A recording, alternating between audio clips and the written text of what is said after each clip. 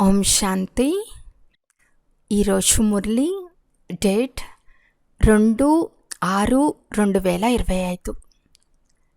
బాబా చెప్తున్నారు, మధురమైన పిల్లలు స్మృతిలో ఉంటే దూరంగా ఉన్న జతలో ఉంటారు.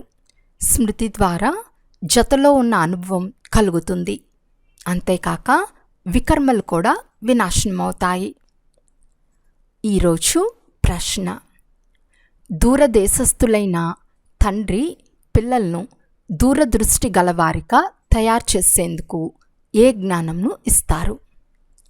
జవాబు: ఆత్మచక్రంలో భిన్న భిన్న వర్ణాల్లోకి వస్తుంది అనే జ్ఞానాన్ని దూరదృష్టి గల తండ్రి మాత్రమే ఇస్తారు. ఇప్పుడు మనం బ్రాహ్మణ వర్ణానికి చెందినవారము.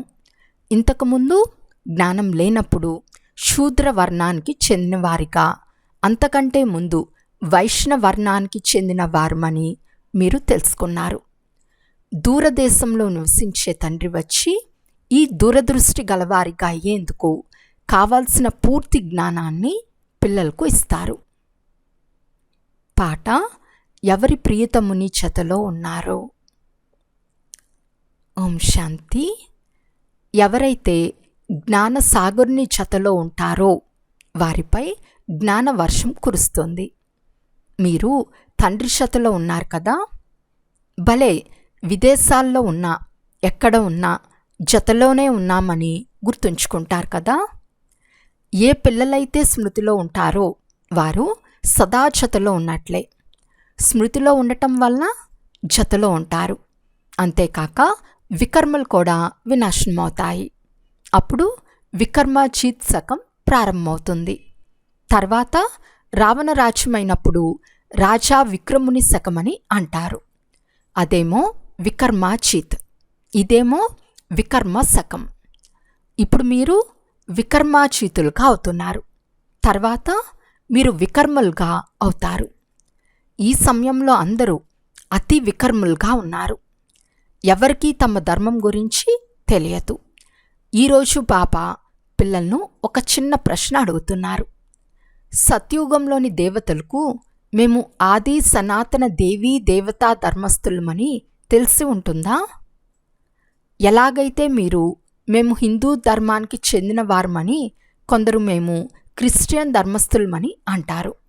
అలా అక్కడ దేవతలు తమను తాము దేవీ దేవతా ధర్మం వారమని భావిస్తారా? ఇది ఆలోచించవలసిన విషయం కదా. మేము ఫలానా ధర్మం వారమని భావించేవారే ఉండరు. ఎందుకంటే అక్కడ ఇతర ధర్మం ఏదీ ఉండదు. ఇక్కడ అనేక ధర్మాలు ఉన్నాయి కనుక గుర్తింపు కొరకు వేరు వేరు పేర్లు ఉంచారు. అక్కడ ఉండేది ఒకే ధర్మం. అందువలన మేము ఈ ధర్మం వారమని చెప్పే పనే ఉండదు. వేరే ధర్మాలు ఉంటాయని కూడా వారికి తెలియదు. రాజ్యం వారిదే. ఇప్పుడు మనం ఆది సనాతన దేవీ దేవతా ధర్మానికి చెందిన వారమని మీకు తెలుసు. దేవీ దేవతలని ఇతరులెవ్వరిని అనలేరు. పతితమైన కారణంగా తమను దేవతలమని పిలుచుకోలేరు. పవిత్రమైన వారిని దేవతలు అని అంటారు. అక్కడ ఇలాంటి విషయం ఏదీ ఉండదు. ఎవరితోనూ పోల్చటం ఉండదు.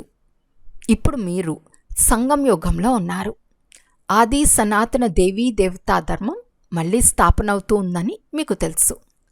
అక్కడ ధర్మము అనే మాటే లేదు. అక్కడ ఉండేది ఒకే ధర్మం. మహాప్రళయం జరుగుతుంది అని అనగా ఏమీ మిగలదు అని వీరు ఏదైతే చెప్తున్నారో అది కూడా తప్పే. సరైనదేమిటో తండ్రి కూర్చుని అర్థం చేస్తారు. శాస్త్రాల్లో అయితే జలమయమైనట్లు చూపించారు. తండ్రి చెప్తున్నారు, భారతదేశం తప్ప మిగిలినవన్నీ జలమైపోతాయి. ఇంత పెద్ద సృష్టిని ఏం చేసుకుంటారు? ఒక్క భారతదేశంలోనే ఎన్ని గ్రామాలున్నాయో చూడండి. మొదట అడవిగా ఉండేది. తర్వాత దాని నుండి వృద్ధి జరుగుతుంది. అక్కడైతే కేవలం ఆది సనాతన దేవీ దేవతా ధర్మం వారు మాత్రమే ఉంటారు. ఇది బ్రాహ్మణులైన మీ బుద్ధిలో తండ్రి ధారణ చేయిస్తున్నారు. సర్వోన్నతులైన శివబాబా ఎవరు? వారిని ఎందుకు పూజిస్తున్నారు? వారిపై జిల్లేడు మొదలైన పుష్పాలు ఎందుకు అర్పిస్తారు? ఈ విషయాలు మీరిప్పుడు తెలుసుకున్నారు. వారైతే నిరాకారులు కదా, నామరూపాలకు అతీతమైన వారు అని అంటారు. కానీ నామరూపాలకు అతీతమైన వస్తువు ఏదీ ఉండదు. అప్పుడు ఎవరిపై పుష్పాలు మొదలైనవి అర్పించినట్లు మొట్టమొదట పూజ వారికే జరుగుతుంది. మందిరాలు కూడా వారివే తయారవుతాయి. ఎందుకంటే వారు వచ్చి భారతదేశంలోని పిల్లలకు మరియు మొత్తం ప్రపంచంలోని పిల్లలకు సేవ చేస్తారు. మనుషులకే కదా సేవ చేస్తారు. ఈ సమయంలో మిమ్మల్ని మీరు దేవీ దేవతా ధర్మానికి చెందిన వారమని చెప్పుకోలేరు. మేము దేవీ దేవతలుగా ఉండేవారమని ఇప్పుడు మళ్ళీ తయారవుతున్నామని ఇంతకుముందు మీకు తెలియదు. ఇప్పుడు తండ్రి అర్థం చేస్తున్నారు అంటే అది జ్ఞానమేనని భావించాలి. వారు తప్ప ఇంకెవ్వరూ ఇవ్వలేరు. వారినే జ్ఞానసాగర్లు, నాలెడ్జ్ఫుల్ అని అంటారు. రచన రచయితను గురించి ఋషి మునులు మొదలైన వారెవ్వరికీ తెలియదని మహిమ చేయబడుతుంది. తెలీదు అంటే నేతి నేతి అంటూ వెళ్ళిపోయారు. చిన్నపిల్లలకు జ్ఞానం ఏమైనా ఉంటుందా? పెద్దవారై కొలిది బుద్ధి వికసిస్తూ ఉంటుంది. విదేశాలు ఏవో అవి ఎక్కడున్నాయో తర్వాత బుద్ధిలోకి వస్తుంది. పిల్లలైన మీకు కూడా ఈ అనంతమైన జ్ఞానం గురించి ఏమీ తెలియదు. ఇతను కూడా అంటే బ్రహ్మబాబా కూడా భలే శాస్త్రాలు మొదలైనవి చదువుతూ ఉండినారు, కానీ ఏమీ అర్థమయ్యేది కాదని అంటున్నారు. ఈ డ్రామాలో నటులు మనుషులే కదా. మొత్తం ఆటంతా 2 విషయాలపైన తయారు చేయబడింది. భారతదేశపు ఓటమి, భారతదేశపు గెలుపు. భారతదేశంలో సత్యుగ ప్రారంభం సమయంలో పవిత్ర ధర్మం ఉండేది. ఇప్పుడుండేది అపవిత్ర ధర్మం. అపవిత్రత కారణంగానే తమను దేవతలుగా చెప్పుకోలేకుండా ఉన్నారు. అయినా శ్రీ అని పేర్లు పెట్టుకుంటారు. అయితే శ్రీ అంటే శ్రేష్టమైన వారు. శ్రేష్టమైన వారిని పవిత్రమైన దేవతలనే అంటారు. శ్రీమద్ భగవాను వాచ అని అంటారు కదా. మరిప్పుడు శ్రీ అనగా ఎవరైనట్లు? తండ్రి సన్ముఖంలో విని శ్రేష్టంగా తయారైన వారా, లేక తమను శ్రీశ్రీ అని పిలుచుకునేవారా? తండ్రి కర్తవ్యంపై ఏర్పడిన పేరును కూడా తమపై ఉంచుకున్నారు. ఇవన్నీ విస్తారంగా తెలిపిన విషయాలు. అయినా పిల్లలు ఒక్క తండ్రినే స్మృతి చేస్తూ ఉండండి. ఇదే వశీకరణ మంత్రం అని తండ్రి చెప్తున్నారు. మీరు రావణునిపై విషయాన్ని పొంది జగచ్చితులుగా అవుతారు. క్షణక్షణానికి స్వయాన్ని ఆత్మగా భావించండి. ఈ శరీరం అయితే ఇక్కడ పంచతత్వాలతో తయారు చేయబడింది, తయారవుతుంది, వదిలిపోతుంది, మళ్ళీ తయారవుతుంది. అయితే ఆత్మ అవినాశి. అవినాశి ఆత్మని ఇప్పుడు అవినాశి తండ్రే సంగం యుగంలో చదివిస్తున్నారు. భలే ఎన్ని విఘ్నాలు మొదలైనవి వచ్చినా, మాయ తుఫాన్లు వచ్చినా మీరు తండ్రి స్మృతిలో ఉండండి. మనమే సతో ప్రధానంగా ఉండి తర్వాత తమో ప్రధానంగా అయ్యామని మీరు అర్థం చేసుకున్నారు. మీలో కూడా నెంబర్ వార్గా అర్థం చేసుకున్నారు. మొట్టమొదట మనమే భక్తి చేశాం. ఎవరు మొట్టమొదట భక్తి చేశారో వారే శివుని మందిరాలను తయారు చేసి ఉంటారు. ఎందుకంటే వారే ధనవంతులుగా ఉంటారు కదా. పెద్ద రాజును చూసి ఇతర రాజులు, ప్రజలు కూడా చేస్తారు. ఇవన్నీ వివరంగా తెలిపిన విషయాలు. 1 సెకండ్లో జీవన్ముక్తి అని అంటారు. మరి అర్థం చేయించేందుకు ఎన్ని సంవత్సరాలు పడుతుంది? జ్ఞానమైతే సహజం. స్మృతి యాత్రలో ఎంత సమయం పడుతుందో అంత సమయం జ్ఞానం తెలుసుకోవటంలో పట్టదు. బాబా మీరు వచ్చి మమ్మల్ని పతితుల నుండి పావనంగా చేయమని పిలుస్తారే, కానీ మిమ్మల్ని విశ్వానికి యజమానులుగా చేయమని పిలవరు. అందరూ పతితుల నుండి పావనంగా చేయమని పిలుస్తారు. సత్యుగాన్ని పావన యుగము అని అంటారు. దీనిని పతిత ప్రపంచము అని అంటారు. పతిత ప్రపంచమని అంటూ కూడా తమను పతితులమని భావించరు. వారిది తప్పని అర్థం చేసుకోరు. స్వయంపై ఘృణ కలిగి ఉండరు. మీరు ఎవరి చేతి వంట తినకుండా ఉంటే మేమేమైనా అంటరాని వారమా అని అంటారు. అరే, మీరు స్వయమే అంటారు కదా, అందరూ పతితులే కదా, మేము పతితులమని, ఈ దేవతలు పావనమైన వారని మీరే అంటారు కూడా. అమృతాన్ని వదిలి విషం ఎందుకు తినాలనే గాయనం కూడా ఉంది. విషము చెడ్డది కదా. ఈ విషం ఆది మధ్యాంతాలు దుఃఖంనిస్తుందని తండ్రి చెప్తున్నారు. కానీ దీనిని విషమని భావించరు. మత్తు పదార్థాలను సేవించేవారిలా మత్తు పదార్థాలు లేకుండా ఉండలేరో, సారాయి త్రాగే అలవాటు గలవారు సారాయి త్రాగుట మాని ఉండలేరో, యుద్ధ సమయంలో సారాయి తెప్పించి నషా ఎక్కించి యుద్ధానికి పంపిస్తారు. నషా ఎక్కింది అంటే ఇక మేమిలా చేయాల్సిందే అని భావిస్తారు. అలాంటి వారికి మరణిస్తామనే భయం ఉండదు. ఎక్కడికైనా సరే బాంబులు తీసుకుని బాంబు సహితంగా పడతారు. ముసలాలు యుద్ధం జరిగిందని గాయనం కూడా ఉంది. రైట్ విషయాన్ని ఇప్పుడు మీరు ప్రాక్టికల్గా చూస్తున్నారు. ఇంతకుముందు కేవలం కడుపు నుండి రోకలి వెలువడింది. తర్వాత ఇలా చేశారని చదివేవారు. ఇప్పుడు మీరు పాండవులు ఎవరో కౌరవులు ఎవరో అర్థం చేసుకున్నారు. స్వర్గవాసులుగా అయ్యేందుకు పాండవులు జీవించి కూడా దేహాభిమానం నుండి మరణించేందుకు పురుషార్థం చేశారు. మీరిప్పుడు ఈ పాత చెప్పును వదిలేందుకు పురుషార్థం చేస్తారు. పాత చెప్పులు వదిలి కొత్తవి తీసుకోవాలి అని అంటారు కదా. తండ్రి పిల్లలకు మాత్రమే అర్థం చేస్తారు. నేను కల్పకల్పం వస్తానని, నా పేరు శివుడు అని తండ్రి చెప్తున్నారు. శివ జయంతి కూడా జరుపుకుంటారు. భక్తి మార్గం కొరకు మందిరాలు మొదలైనవి చాలా తయారు చేస్తారు. పేర్లు కూడా చాలా పెట్టేస్తారు.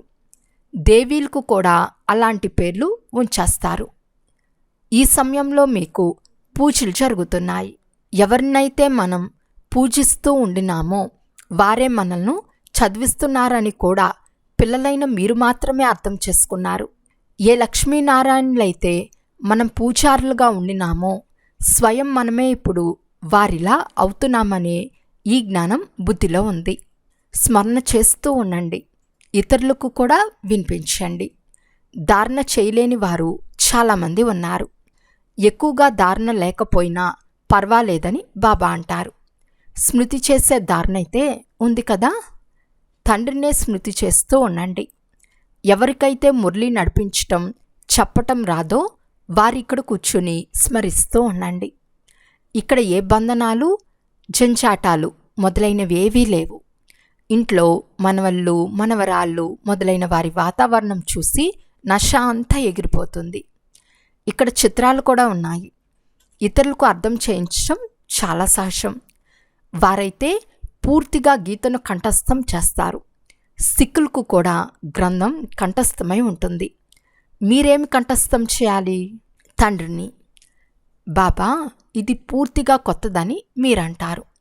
మిమ్మల్ని మీరు ఆత్మ అని భావించి ఒక్క తండ్రిని స్మరణ చేయు సమయం ఇదొక్కటే. 5000 సంవత్సరాల ముందు కూడా ఇది నేర్పించారు. ఇలా అర్థం చేయించే శక్తి ఇంకెవ్వరికీ లేదు. జ్ఞానసాగరుడు తండ్రి ఒక్కరే, ఇతరులెవ్వరూ కాదు. జ్ఞానసాగరుడైన తండ్రియే మీకు అర్థం చేయిస్తారు. నేను అవతారం ఎత్తానని చెప్పేవారు కూడా ఈ రోజుల్లో చాలామంది వెలువడ్డారు. అందుకే సత్యస్థాపనలో చాలా విఘ్నాలు వస్తాయి. కానీ సత్యమనే నావ కదులుతుంది, ఊగుతుంది, కానీ మునగదని గాయనముంది. ఇప్పుడు పిల్లలైన మీరు తండ్రి వద్దకు వచ్చారు కనుక మీ హృదయంలో ఎంతో సంతోషం ఉండాలి. ఇంతకుముందు యాత్రకు వెళ్ళేటప్పుడు మనసులో ఏమనిపించేది? ఇప్పుడు ఇల్లు వాకిళ్ళు వదిలి ఇక్కడికి వచ్చినప్పుడు ఏ ఆలోచనలు వస్తాయి? మేము బాప్దాదా వద్దకు వెళ్తామని భావిస్తారు. తండ్రి ఇది కూడా అర్థం చేయించారు.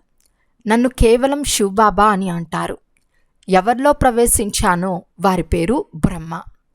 వంశంలుంటాయి కదా. మొదట వంశం బ్రాహ్మణులది, తర్వాత దేవతల వంశం.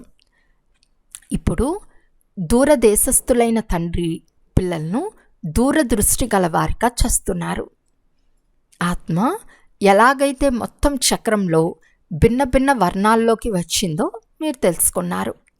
ఈ జ్ఞానం దూరదేశీ అయిన తండ్రి మాత్రమే ఇస్తారు. ఇప్పుడు మేము బ్రాహ్మణ వర్ణంగా అయ్యామని భావిస్తారు. ఇంతకుముందు జ్ఞానం లేనప్పుడు శూద్ర వర్ణస్థులుగా ఉండేవారు. వీరు మా great great grand father, great శూద్రులు, గ్రేట్ వైశ్య, గ్రేట్ క్షత్రియ, అంతకుముందు గ్రేట్ బ్రాహ్మణులుగా ఉండేవారు. ఇప్పుడు ఈ విషయాలు తండ్రి తప్ప ఇంకెవ్వరూ అర్థం చేయించలేరు. దీనిని దూరదృష్టి గలవారిగా తయారు చేసే జ్ఞానము అని అంటారు. దూరదేశంలో నివసించే తండ్రి వచ్చి పిల్లలకు దూరదేశ జ్ఞానం అంతటినీ ఇస్తారు. మా బాబా దూరదేశం నుండి వీరిలో వస్తారని మీకు తెలుసు. ఇది పరాయి దేశం, పరాయి రాజ్యం. శివబాబాకు తమ శరీరం లేదు. వారు జ్ఞానసాగర్లు. స్వర్గరాజ్యం కూడా వారే ఇస్తారు. కృష్ణుడు ఇవ్వడు, శివబాబాయే ఇస్తారు. కృష్ణుణ్ణి తండ్రి అని అనరు. తండ్రి రాజ్యంనిస్తారు. తండ్రి నుండే వారసత్వం లభిస్తుంది. ఇప్పుడు హద్దు ఆస్తులన్నీ పూర్తి అవుతాయి. మేము సంగం యుగంలో 21 జన్మల ఆస్తిని తీసుకున్నామని మీకు సత్యుగంలో తెలియదు. మేము 21 జన్మల ఆస్తిని అర్ధకల్పం కొరకు తీసుకుంటున్నామని మీకు ఇప్పుడు తెలుసు. 21 తరాలు లేక మొత్తం తరాలన్నిట్లోనూ శరీరం వృద్ధాప్యానికి వచ్చినప్పుడు సమయానుసారం శరీరంను వదులుతాము. సర్పం ఎలా పాత శరీరాన్ని వదిలి కొత్తది తీసుకుంటుందో అలా పాత్రను అభినయిస్తూ అభినయిస్తూ మన శరీరం పాతదైపోయింది. మీరు సత్యమైన బ్రాహ్మణులు. మిమ్మల్ని భ్రమరము అని అంటారు. మీరు కీటకాలను మీ సమానము బ్రాహ్మణులుగా చేస్తారు. పురుగులను తీసుకొచ్చి కూర్చుని బూ చేయండి అని మీకు చెప్తారు. భ్రమరం కూడా బూ చేస్తుంది. అప్పుడు కొన్నిటికి రెక్కలు వస్తాయి, కొన్ని మరణిస్తాయి. ఈ ఉదాహరణలన్నీ ఇప్పటివే. మీరు అల్లారు ముద్దు పిల్లలు. పిల్లలను కంటి రత్నాలని అంటారు. మీరు కంటి పాపలని తండ్రి చెప్తారు. మిమ్మల్ని నావారిగా చేసుకున్నాను అంటే మీరు కూడా నావారైనారు కదా. ఇంతటి తండ్రిని ఎంతగా స్మృతి చేస్తే అంత పాపం తొలగిపోతుంది. ఇంకెవ్వరిని తలంపు చేసినా పాపం తొలగిపోదు. అచ్చా, మధురాతి మధురమైన అపురూపమైన పిల్లలకు మాతాపిత బాప్దాదాల ప్రియ స్మృతులు మరియు గుడ్ మార్నింగ్. ఆత్మిక పిల్లలకు ఆత్మిక తండ్రి నమస్తే. ఆత్మిక తండ్రికి ఆత్మిక పిల్లల యొక్క ప్రియ స్మృతులు మరియు నమస్తే నమస్తే నమస్తే. ధారణ కొరకు ముఖ్య సారము. ఫస్ట్ పాయింట్, జీవించి ఉండి దేహాభిమానం నుండి మరణించే పురుషార్థం చేయాలి. ఈ పురాతన శరీరంపై ఎలాంటి మమకారము ఉండరాదు. సెకండ్ పాయింట్, సత్యమైన బ్రాహ్మణులుగా అయి పురుగుల వంటి వారిని జ్ఞాన బూ చేసి వారిని మీ సమానం బ్రాహ్మణులుగా తయారు చేయాలి. ఈరోజు వరదానము. అమృతవేళ యొక్క మహత్వాన్ని తెలుసుకుని తెరిచి ఉంచిన బండారం నుండి మీ చోలును నింపుకునే భాగ్యశాలి భవ. అమృతవేళలో వరదాత భాగ్య విధాత ద్వారా ఏ భాగ్యరేఖను గీయించుకోవాలి అని అనుకుంటారో గీయించుకోండి. ఎందుకంటే ఆ సమయంలో బోలా భగవంతుని రూపంలో లవ్ఫుల్గా ఉంటారు. అందువలన యజమానిగా అవ్వండి, అధికారంను తీసుకోండి. ఖజానాలపై ఏ తాళం చెవి లేవు. ఆ సమయంలో కేవలం మాయ యొక్క సాకులు చెప్పటం వదిలి, బాబా నేను ఎవరినో ఎలా ఉన్నానో మీ దానిని అనే ఒక్క సంకల్పం చేయండి. మనస్సు బుద్ధిని తండ్రి ఆధీనం చేసి సింహాసనాధికారిగా అయినట్లయితే తండ్రి యొక్క అన్ని ఖజానాలు మీ ఖజానాలుగా అనుభవం అవుతాయి. స్లోగన్: సేవలో ఒకవేళ స్వార్థం మిక్స్ అయితే సఫలత కూడా మిక్స్ అయిపోతుంది. అందువలన నిస్వార్థ సేవాదారులుగా అవ్వండి. ఈరోజు అవ్యక్త సూచన: ఆత్మీక స్థితిలో ఉండే అభ్యాసం చేయండి. అంతర్ముఖులుగా అవ్వండి. ఆత్మాభిమానిగా అయ్యేందుకు పురుషార్థం చేయని బ్రాహ్మణులు ఒక్కరు కూడా ఉండరు. కానీ నిరంతరం ఆత్మాభిమాని స్థితి దేని ద్వారా కర్మేంద్రియాలపై సంపూర్ణ విజయం పొందుతారో, ప్రతి కర్మేంద్రియం సతోప్రధానంగా స్వచ్ఛంగా అవుతుందో, దేహం యొక్క పాత సంస్కారాలు మరియు సంబంధాల నుండి సంపూర్ణ మరజీవిగా అవుతారో, దానికోసం అంతర్ముఖులుగా అవ్వండి. ఈ పురుషార్థం ద్వారానే నంబర్ తయారవుతుంది. అచ్చా. ఓం శాంతి.